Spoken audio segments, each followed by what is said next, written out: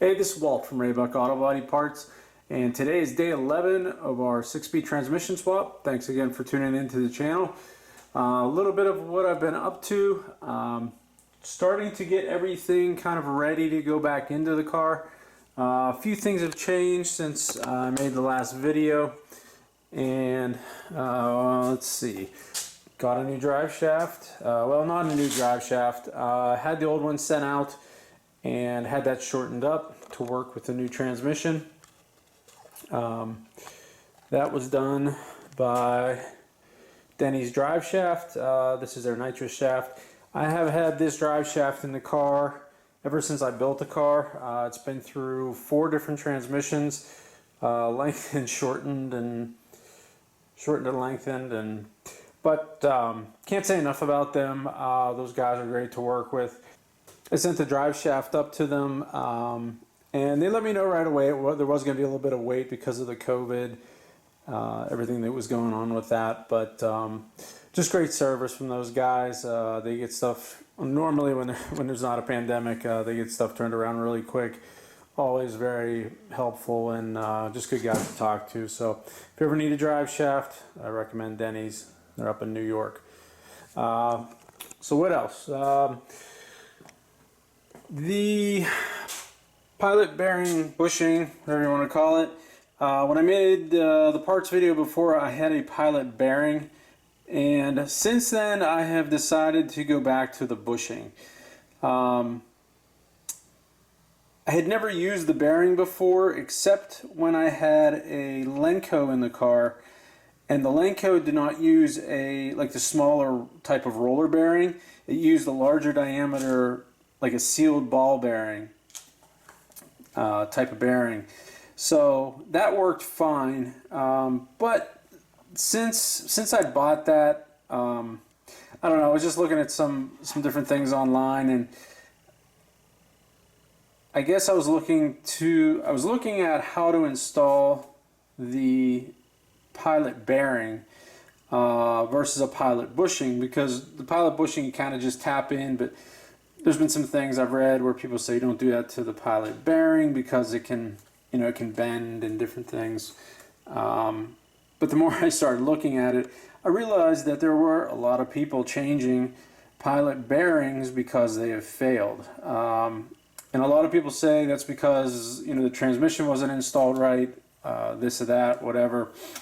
But I got on a few forums, looked around, and it's kind of a 50-50 split. Some people say, as long as the bearing's put in correctly, it will work fine.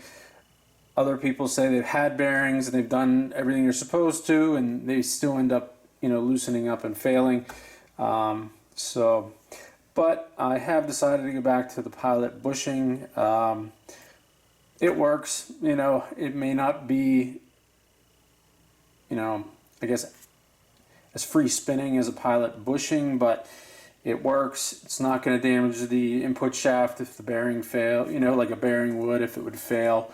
And for what I'm doing, I'm not looking for the last bit of horsepower or anything like that, so I decided to go back to that. What else? Got the rear end out.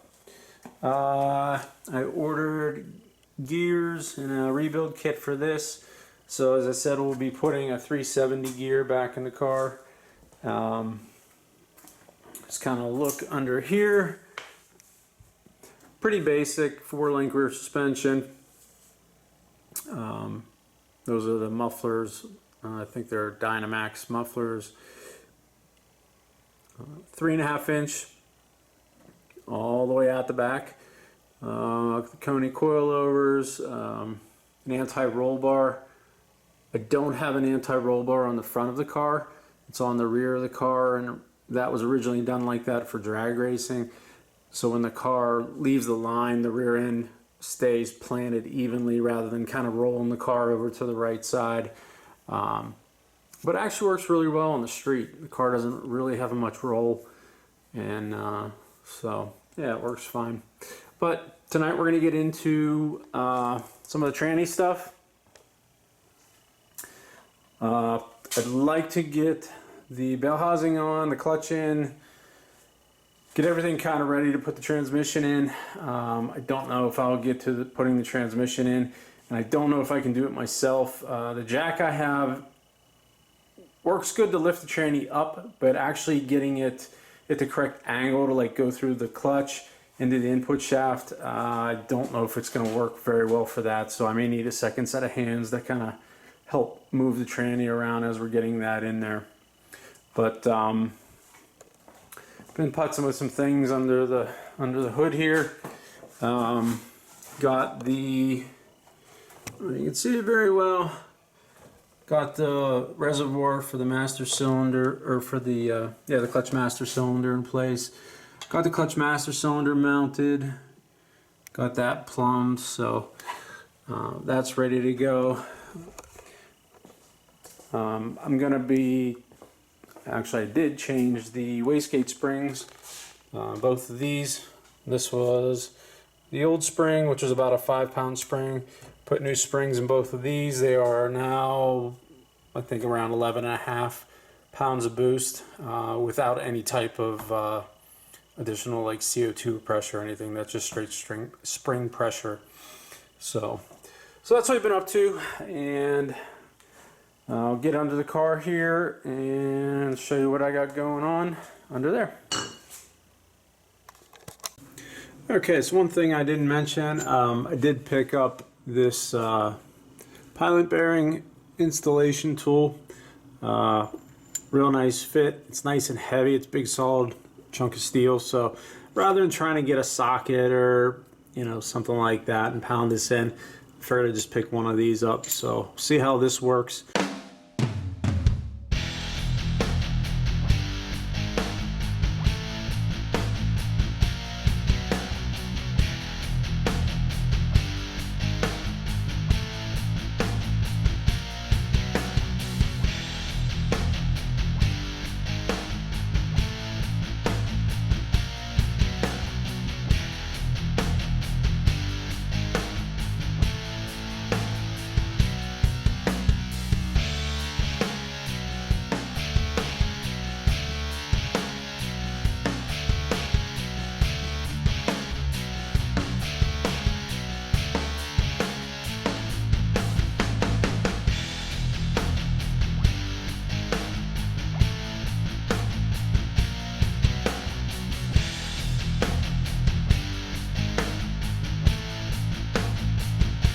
Okay, so we got the clutch, flywheel, all that in.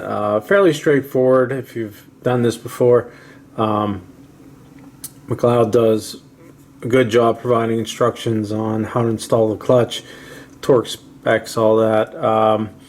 What you didn't see on camera was I did make sure I cleaned all the clutch surfaces, not the clutch material itself, but the pressure plate, the ring on the pressure plate, the flywheel, and then the floater plate, both sides of the floater plate. All that stuff gets shipped with a little bit of oil on it, so you always want to make sure that's cleaned off. Everything was put on, torqued, and should be ready to go to put the bell housing on. Okay, so we got the bell housing in. That went in pretty easily. Now we have to we'll have to check the distance of the clutch fingers to the face of the bell housing, and take that measurement. We subtract an 1/8 inch from that, and that is what we set our throw-out bearing depth at. And we will have to mount that on the front of the transmission here. The throw-out bearing, there's a collar that bolts on here. Throw-out bearing slides on, and then basically you go off of this face, since this is basically the same as the face of the bell housing, and you adjust the throw-out bearing for that. So that is going to be the next thing we'll be getting into. Okay, so we'll see if we can get a measurement on the depth of the clutch here, the fingers for the clutch. to the face of the bell housing.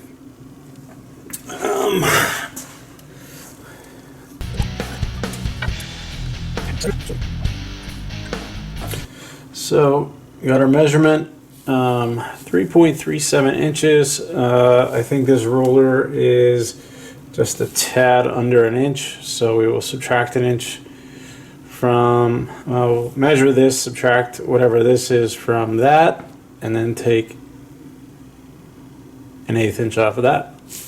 And that should be our air gap. Basically, when the throwout bearing is not engaged, it will sit about an 1/8 inch away from these clutch fingers, and that way, as the clutch wears, these fingers will slowly come back out towards the throwout bearing, and that won't cause any kind of binding or anything, and the throwout bearing somehow adjusts, self-adjusts as the clutch wears.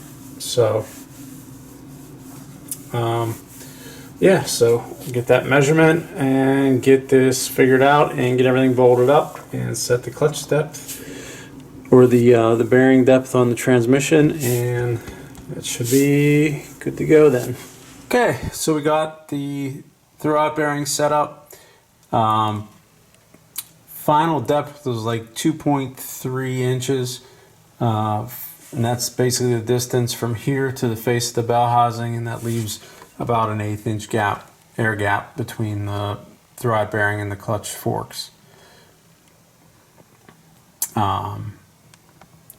So this is the Tilton, it's the 600 or 6000 series.